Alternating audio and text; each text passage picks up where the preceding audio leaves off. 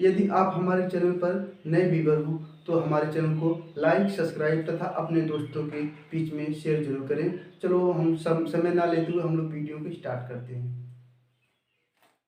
जो है 5वें क्वेश्चन को सॉल्व कर लें। देखिए 5वां क्वेश्चन कह क्या रहा है, कह रहा है कि जांच कीजिए कि क्या किसी प्राकृतिक संख्या n के लिए संख्या 6 के पावर n अंक 0 पर समाप्त हो सकता है।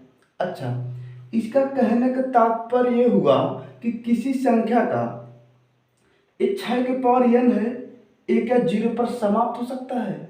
इसका कहने का मतलब ये है जो 6 के पावर n है ये क्या किसी 0 अंक पर समाप्त हो सकता है। देखिए हम लोग एक 0 अंक देखिए, यदि किसी संख्या का इकाई अंक 0 है, यदि किसी संख्या का इकाई अंक 0 है तो वह संख्या समाप्त हो सकता है, वह संख्या 0 पे समाप्त हो सकता है। फिर सुनो, यदि किसी संख्या का इकाई अंक 0 है तो वह संख्या जो है 0 पर समाप्त हो सकता है। और यदि किसी संख्या का इकाई अंक 0 है तो वह संख्या 10 से अवश्य कटेगा। लिखना पड़ेगा, यदि किसी संख्या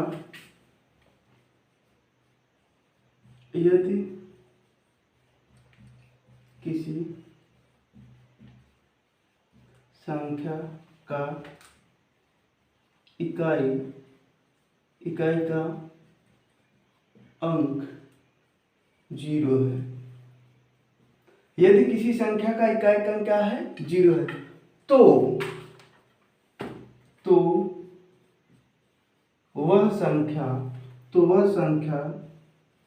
वह संख्या 10 से अवश्य कटेगा, अवश्य विभाजित होगा।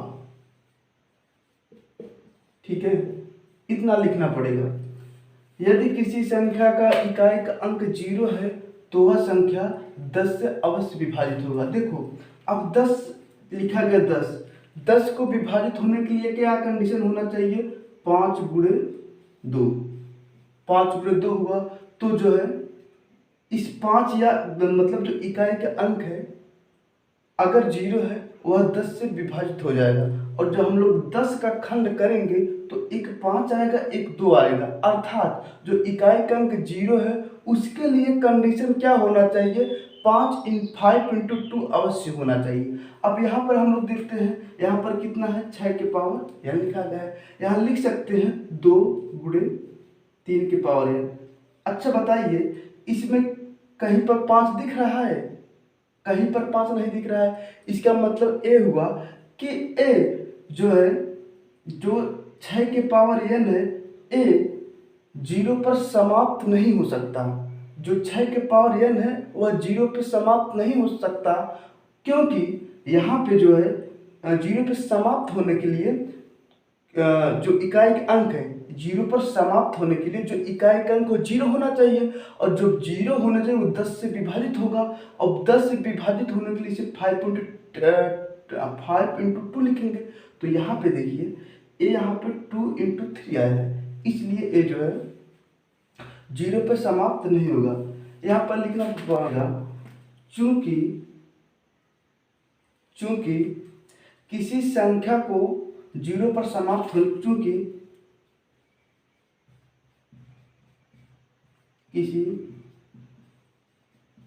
संख्या को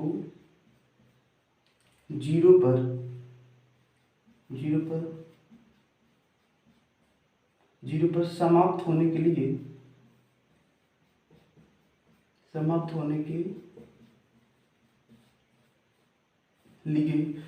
चूंकि किसी संख्या को 0 पर समाप्त होने के लिए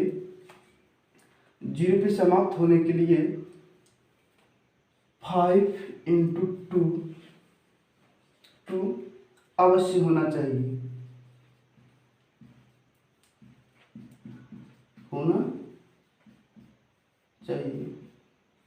ठीक है। अगला किंतु 6 के पावर n में n को 6 को पावर n को 6 को पावर n को खंड करने पर खंड करने पर 2 इंटू थ्री के पावर n आ रहा है,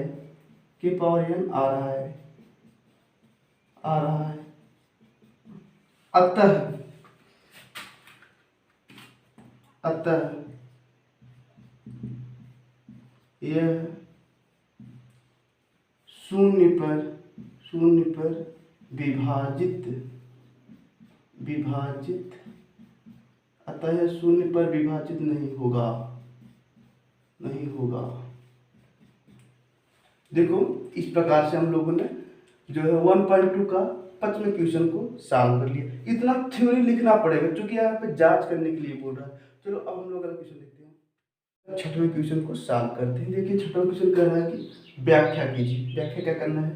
7 गुणे 11 गुणे 13 प्लस 13 और 7 गुणे 6 गुणे 5 गुणे 4 गुणे 3 गुणे 2 गुणे 1 प्लस 5 भाज्य संख्या है। भाज्य संख्या होने का एक कंडीशन होता है कि भाज्य संख्या एक तथा अन्य किसी और संख्या से जो विभाजित उसे भाज्य संख्या कहते हैं। एक या अन्य किसी और संख्या से जो विभाजित हो उसे भाज्य संख्या कहते हैं। तो सबसे पहले हम लोग इसे भाज्य के रूप में लिख लेते हैं। भाज्य के रूप में देखिए यहाँ पर कितना लिखा गया है? 7 गुणे 11 गुणे 13 प्लस 13 लिखा गया है। यहाँ पे 13 कामा ले लेते हैं। जब 13 कामा ले लेंगे कितना बचेगा? 7 गुणे 11 प्लस 1, चूंकि यहाँ पे 13 कामन हो गया है। देखो यहाँ पे 13 बचा है, 11 7 77 और प्लस 1। अब यहाँ पर कितना हो गया? 13 और गुणे कितना हो गया? 78। देखिए इस पूरे ये जो लिखा गया इतने में देखते हैं पूरा कि नहीं, केवल 13 में देखते हैं। ये जो पूरा लिखा है, जो पूरा फंक्शन ये मतलब है, इसमें देखिए क्या 78 1 से विभाजित है? क्या अन्य की संख्या से विभाजित है? जी, 13 से 78 विभाजित, अर्थात ये क्या हो गया? ये पूरा भाज्य संख्याएं हो गई। ठीक है, इसी प्रकार से हम लोग इसे सॉल्व करते हैं। देखिए यहाँ पर लिखा गया है कि 7 into 6 into 5 into 4 into 3 into 2 into 1 और प्लस 5। देखो 5 यहाँ पर भी है, 5 यहाँ पर भी है, तो हम लोग क्या करेंगे? 5 कामा ले लेंगे। जब 5 कामा ले लेंगे कितना बचेगा? 7 इंटू 6 इंटू 4 इंटू 3 इंटू 2 और यहाँ 5 जब कामन कितना बचा? 1 बच गया। तो देखिए अब गुणा करेंगे। 5 है, 7 छंग 42 हो गया। अब यहाँ से मल्टीप्लाई करेंगे। 4 3 12, 12 दूनी कितना हो जाएगा? 4 3 12, 12 24 और प्लस 1 मल्टीप्लाई कर देते हैं 5। अब यहाँ मल्टीप्लाई अगर हम लोग करें 24 दूना कितना हो जाएगा? 48, हाथ से लगा जो है 4 और 24 चौको 96 और 4 कितना हो गया? 100 हो गया और प्लस इतना लिखा गया तो 1 है, तो इसे कितना लिखेंगे? 5 और गुणे इसमें जब जोड़े कितना आ जाएगा? 1009 आ गया। ठीक, तो देखिए जो 1009 है ये संख्या 1 से तो कटेगी ही और अन्य किसी संख्या से कट जाएगी, अतः ये संख्या कैसी संख्या है? एक भाज्य संख्या है। यहाँ पर लिखेंगे चूंकि 13 इंटू 78 और 5 इंटू 1009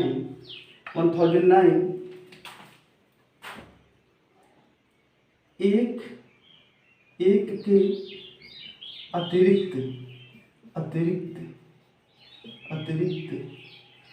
संख्या से भी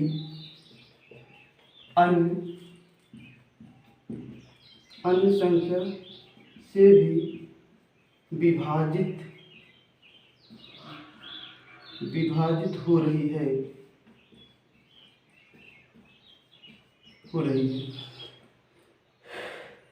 13 इंटू 13 गुणे 78 और 5 गुणे 1009 एक के अतिरिक्त अन्य संख्या से जो है विभाजित हो रही है। अतः ये संख्याएं संख्याएं भाज्य संख्या हैं, अतः यह संख्याएं भाज्य संख्या हैं।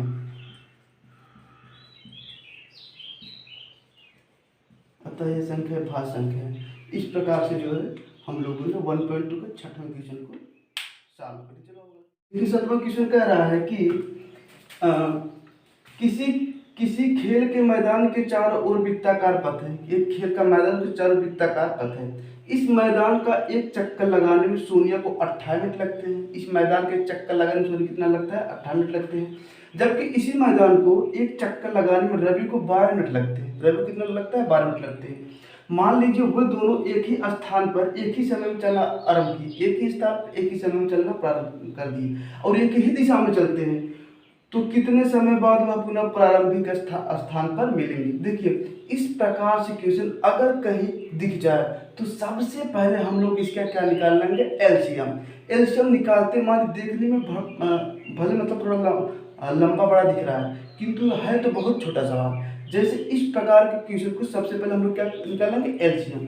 18 और 12 क्या ले लेंगे? एलसीएम। लो यहाँ पर कितने से काटेंगे? 2 से काटेंगे, दोनों 18, यहाँ पर 6 हो जाएगा। फिर कितना काटेंगे? 2 से काटेंगे, यहाँ पर 9 है, यहाँ पर 3 हो जाएगा। फिर 3 से काट देंगे, 3 हो जाएगा, यहाँ पर 1 हो जाएगा। फिर कितना काटेंगे? 3 से। ठीक, अब कितना लिखेंगे? 2 × 2 × 3 × 3, 2 दूनी 4, 3 12, 3 36। मतलब वो लोग जो है 36 मिनट बाद, कितना? 36 मिनट बाद पुनः जो है प्रारंभिक स्थान पर चले जाएंगे। बस इस सवाल में इतना ही था। इस प्रकार के क्वेश्चन कहीं भी मिले तो सबसे पहले हम लोग उसका एलसीएम निकाल लेते हैं। एलसीएम निकालते उसका जो आंसर आ जाता है। ठीक है, और कितने मिनट बाद मिलेंगे? 36 मिनट बाद। चलो इस प्रकार से जो है प्रश्नावली 1.2 समाप्त हो गया। अब हम लोग अगले वीडियो में जो है 1.3 को सॉल्व करेंगे। चलो।